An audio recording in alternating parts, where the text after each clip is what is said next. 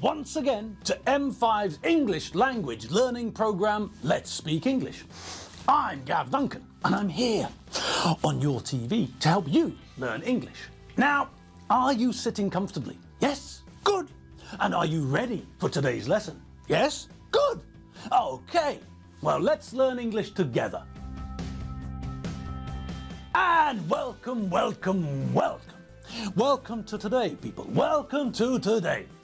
And what day is it today? Yes, you're all right. None of you are wrong. It's not. That's not Tuesday. Nope. Tuesday is miles away from us. It's Friday, people. Friday. Friday. Friday. Fantastic. Fabulous. Formidable. First right. Fab. Friday. Yes, it's Friday. The last day of the standard working week. The time when we stand on the cusp of the universe. That is, the weekend, and peer into the darkness, trying to work out where the fun is going to be.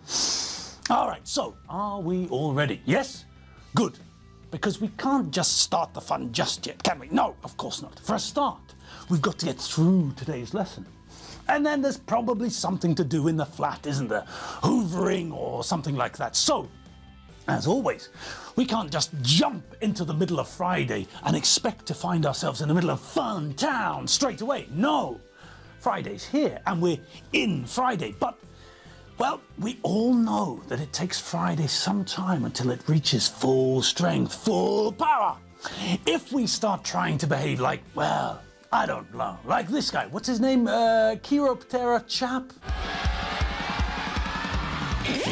The rain's new fall, sunlit from heaven, like the first dew fall on the first grass. Praise for the sweetness of the red garden, sprung in completeness where his feet. Well, it's not going to be very good, is it? A bit 1972, isn't it? Old school, old hat. We need to wait until Friday reaches full power. Something more like this. You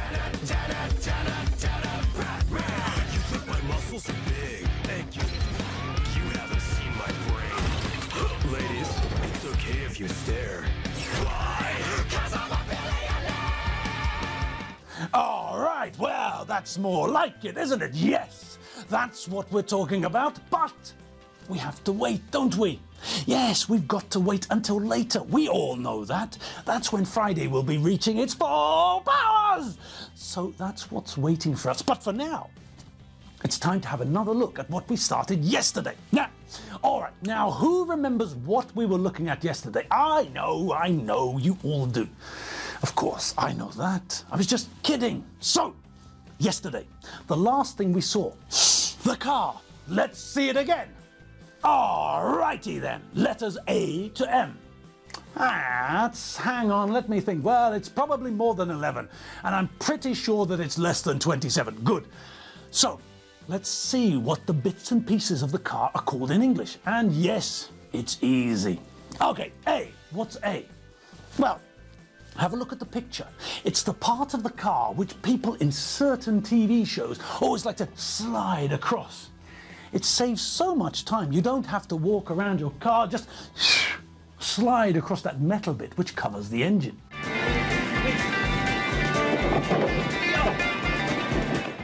Yes, that bit. The thin metal bit which covers the engine. There's a release lever in the car next to the driver's leg. That's how you open this thing, which is called a bonnet. Or, if you're American, a hood. A bonnet or hood. And both of these words are quite logical. A bonnet is an English word for a type of hat, like the one that this Scot is wearing. And we can see a hood in this picture. Little Red Riding Hood. She wore a cape with a hood. That part of the cape or part of your clothing which covers your head, that's the hood. So, although the Brits and the Americans use different words for the same part of a car, the idea behind the two words is the same. We're talking about something thin which covers something. And, as we all know, the French call the same piece of metal a béret for the same reasons. All right, now, moving on. What about B? Another easy one. And again, this word is different in British English and American English, but the two words are logically very similar. This, the piece of glass which is there to catch insects so that you don't get insects stuck in your teeth, is called a windscreen in the UK and a windshield in the US. Okay, and what's the difference between the two words? Well, nothing really. The first part of the word tells us what the glass is there for. It's all about the wind. The faster you move, the more wind, the more moving air you feel. If the windscreen isn't there, then it's difficult to move quickly. You need something to protect your eyes, which is why early drivers wore goggles. They didn't have windscreens on their cars, and it's always a good idea to see when you're driving. So, the wind. And this piece of glass screens us from the wind. It protects us from the wind. It's a windscreen. It screens us from the wind, but not in the US. No. In the US, it's a windshield, and a shield is one of these. And again, what do we do with shields? Yes, we protect ourselves. So it's essentially the same idea, just a different word, that's all. What about C? Easy! It's the same as on your house. It's the roof. And what if you've got one of those things you put on top of your car? One of those things that gives you more places to put luggage? One of these things? Yes, that's a rack. And it's on the roof of a car. It's a roof rack. Next, D. Oh, easy. Easy peasy. It's the thing which picks up radio signals. It's the aerial. I've no idea if the Americans use the same word. I don't know. They might use the word antenna. I'm not sure. Okay, moving on. E. Oh, another easy one. It's a window, and it's at the back of the car, at the rear of the car. It's the rear window. Excellent. Progressing at the speed of, well, very fast indeed. Okay, what's F? F? Easy. Well, it's easy if you know what I'm highlighting. I was trying to point at the lights, the rear lights, but as we all know, modern cars have got lots of lights. We've got headlights, the main lights. We've got side lights, the sort of half lights that we normally use during the day to make it easier for people to see us. Then, at the back and the front of the car, we've got fog lights, powerful lights to make us more obvious in bad weather.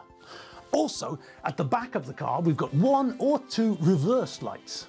This or these are the white lights which turn on when we put the car into reverse. When we move the gear stick into reverse, these lights light up to show people that we're not planning to go forwards, but backwards. We're going to reverse. Also, at the back of the car, and normally on the sides of the car too, we've got the indicator lights. These lights indicate or show or signal that we're planning to move or turn left or right. And these lights, these amber flashing lights, are called indicators in the UK.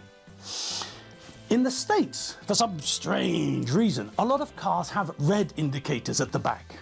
I think that the Americans call these lights signals, but again, indicate and signal are synonyms, so there's no difference really. Still, the last time I was in the States, the car we rented had amber lights, the same as cars in Europe, so, well, maybe things are changing. Okay, what's next? G. And what's that when it's not hanging off the back of a car? It's a bumper. You normally have a front bumper at the front of your car and a rear bumper at the back of your car.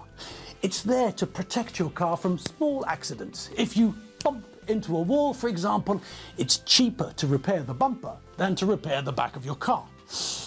Okay, what's next? H. Easy. The part of the car where the gases from the engine exit the car. That metal pipe or tube, the exhaust pipe. The gases from the engine come out here. Next, it's a letter I.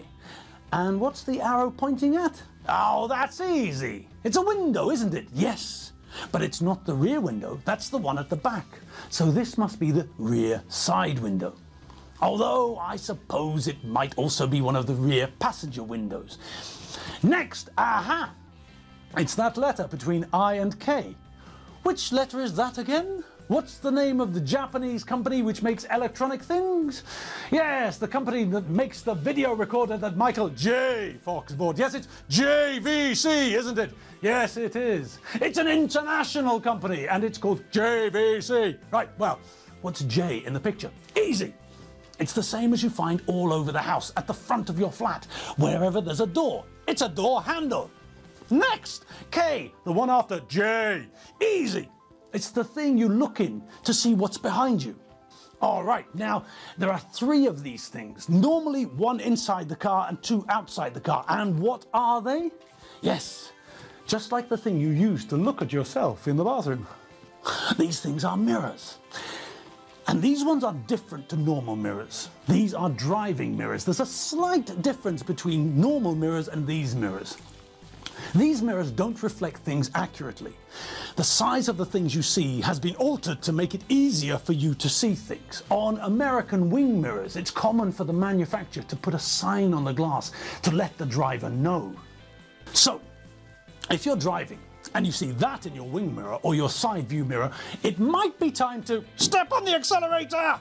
All right, so we've normally got 3 mirrors connected to our car. A rear view mirror, which is at the top of the windscreen inside the car, and 2 wing mirrors or side mirrors, 1 on each side so that we can see the sides of the car and also some of what's behind us. With modern cars, we can move or adjust the wing mirrors from inside the car, but years ago, it wasn't that simple. Look at where the car designers put the wing mirrors on this car.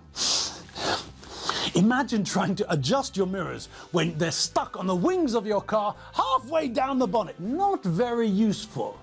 Anyway, that was then, but now people have worked out that it's better to have mirrors closer to the driver. That way the driver can see the mirrors better, and if the driver needs to adjust the mirrors, then it's easier to adjust something if you can reach it. All right, moving on from design mistakes. L. What's L? What's L when it's at home? Well, this is an easy one, isn't it? Yes, it's a wheel.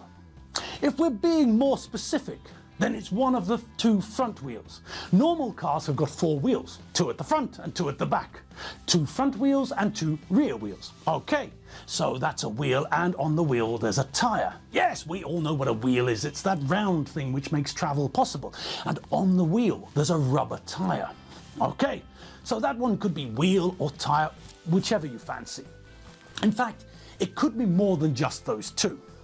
When we look at that wheel, we can see that it's an alloy wheel. And what's an alloy? An alloy is a metal created from 2 metals. Normally alloys are lighter and stronger than other metals, so it makes sense to use them to make car wheels. Stronger, lighter, faster. But alloy wheels are also more expensive. So perhaps you've got alloy wheels, perhaps not. If you haven't, then you've probably got something to cover the wheels of your car, because most wheels aren't very attractive, are they? No, most of them look like this.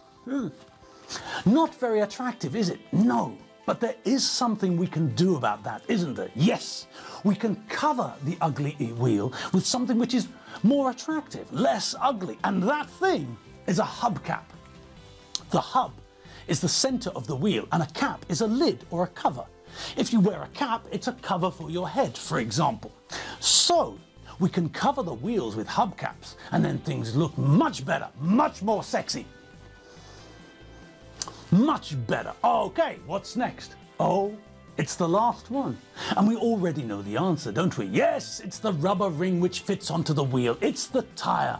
It's this rubber tyre which makes it possible for the car to move. There is friction between the surface of the road and the tyre, and that gives us grip. That means that the tyre can grip the road, and so when we send power to the wheels to turn them, the tyres grip the road, and the friction between the tyre and the road means that the car starts to move. Okay, so we've done them all, haven't we? Yes, the last one was M, the tyre. All done. Excellent, and just in time, because yes, you guessed it, it's that time again. The end of the lesson is approaching fast, so there's just time for me to thank you for watching. Thank you for watching. Have a fantastic evening and an even better weekend. I'll see you all on Monday, and I can tell you now that we'll be looking at the present perfect once again. So Get your rest on Sunday. Make sure that your brains are ready for Monday.